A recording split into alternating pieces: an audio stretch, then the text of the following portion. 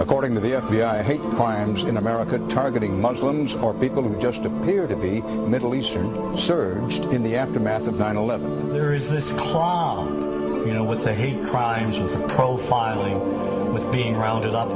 Again, I think this illustrates the power of film, that in spite of the reality, in spite of the material that we know to be true, we still embrace the mythology.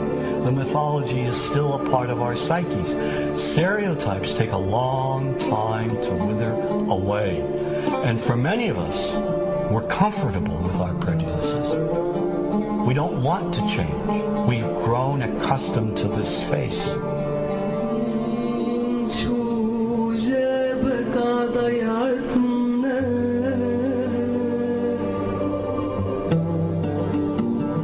When we think of Arabs, what do we see? What images come to mind? Do we see actual people? People who, despite real cultural or geographical differences, do pretty much the same things that we do. When we think of Arab women, what images come to mind? Do we see women who laugh and play and who adore their children? Women who work in the home as well as outside? Would it come as a surprise to know that in many Arab countries, a majority of college students are actually women? What's our immediate image of Arab men?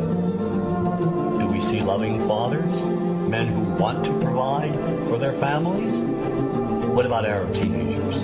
Do we see them the way you would think about teenagers in other parts of the world? Then there's religion in the Arab world. Do we see it as all-encompassing, dominating everything else? Do we know that even though faith plays a huge role in the Arab world, just as it does here in the United States, that it's also true that much of the Arab world is quite secular? When we think of Arabs and religion, does Christianity come to mind? Do we remember that there are over 20 million Christians in the region who have lived side by side in harmony with Muslims for centuries? To their credit, some filmmakers have shown Arabs and American Arabs in all their complexities. An excellent way to shatter a stereotype is through laughter, through comedy.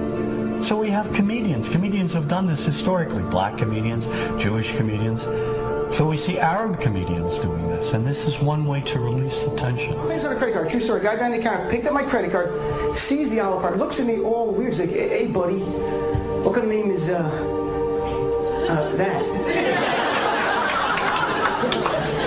I'm like, well, sir, it's an Arabic name. He goes, what does this mean? So I'm like, well, translate it to English?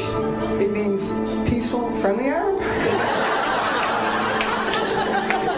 But he's not happy because, what Arab country is your family from? So I tried the most peaceful, popular one that he would like. So I'm like, we're from the same Arab country that Aladdin is from. To his credit, Michael Moore in Fahrenheit 9/11 in the DVD includes a scene with this comedy coming out. My name really is Ahmed Ahmed, and I can't fly anywhere.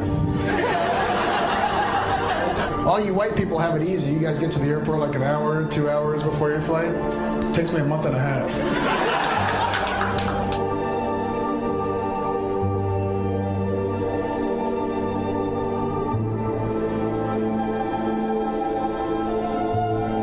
Nous vivons dans un monde qu'on peut critiquer, qui est le monde de la dérision. Vous le savez bien, dans les médias, je dirais le monde de la dérision, on se moque de tout. Le fait que ça se fasse me satisfait. Parce que ça veut dire que nous avons, qu'on est libre. Peu à peu. Il faut qu'on soit beaucoup plus sage que ça, qu'on rentre pas dans ces provocations. Et c'est pour ça que... C'est l'autocensure, ça, Jamel. Tu comprends ce que je veux dire? Si on commence à pas faire de dessin pour pas choquer les musulmans... Non, c'est-à-dire que pour moi... C'est de l'autocensure. C'est la fin de la liberté d'expression. Pour moi, la liberté d'expression, la liberté d'expression et le respect font partie, sont mariés ensemble. Moi, je suis pour la liberté d'expression. Mais si je vais blesser une personne, pourquoi blesser la personne? Non, mais si moi j'ai envie de faire une caricature sur Mahomet ou sur un rabbin ou sur Jésus-Christ, il faut que j'ai le droit de le faire. Tu comprends? C'est ça la France. Quand tu sais que tu vas blesser 10 millions de personnes, pourquoi tu vas les blesser? Pourquoi? C'est la liberté, c'est ça. C'est la liberté de...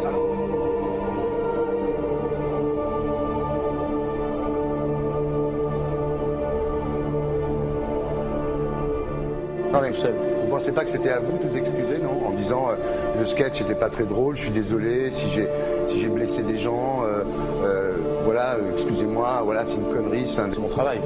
Mais vous referiez pas le même sketch quand même? Mais le spectacle que je fais reprend en grande partie les lignes de ce sketch.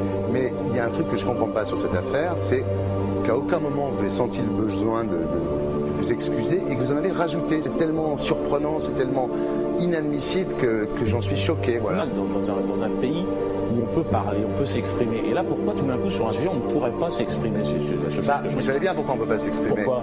Parce que dans ce pays, on a envoyé pendant la guerre des juifs dans des chambres à gaz et que ça crée un petit problème quand même. Vous voyez ce que je veux dire? Dans ce pays, on a envoyé pendant 400 ans des centaines de millions de Noirs. Il y a eu 400 ans d'esclavage. Et pourtant, ça n'a pas empêché Michel Leb de faire un sketch qui m'a fait marrer. Où il faisait un noir, et à la fin, il faisait un singe, en parlant des narines, en parlant des lunettes. En tout cas, lui, il n'a pas été interdit d'exercer son travail. Il a même eu la Légion d'honneur. Quelqu'un qui a toute sa famille qui a été exterminée dans un camp de concentration et qui voit quelqu'un à la télé qui dit Israël. Vous vous rendez compte? Je sais pas. Mais on peut pas. Il y a des moments où même si on connaît les gens, même si on les a invités, on leur... Et c'est pour ça que... C'est l'autocensure, ça, Jamel. Je comprends ce que je veux dire. Si on commence à pas faire de dessin pour pas choquer les musulmans, non, c'est de l'autocensure. C'est la liberté d'expression. Pour moi, la liberté. Et là, pourquoi tout d'un coup, sur un sujet, on ne pourrait pas s'exprimer sur ce sujet? Vous savez bien pourquoi on ne peut pas s'exprimer. Pourquoi? Parce que dans ce pays, on a envoyé pendant la guerre des juifs dans des chambres à gaz et que... Deux poids, deux mesures. La liberté pour tout le monde. C'est-à-dire la liberté pour tout le monde. Il y a une personne comme Dieudonné qui a fait un rabbin, enfin qui a fait un colon juif, etc. Tous ces DVD ne sont plus dans les pactes. On l'empêche médiatiquement, on ne le voit plus. Alors que lui, c'est un comique. Plusieurs lois qui ont été faites contre l'antisémitisme. Et moi, je fais un appel aujourd'hui de faire une loi contre l'islamophobie.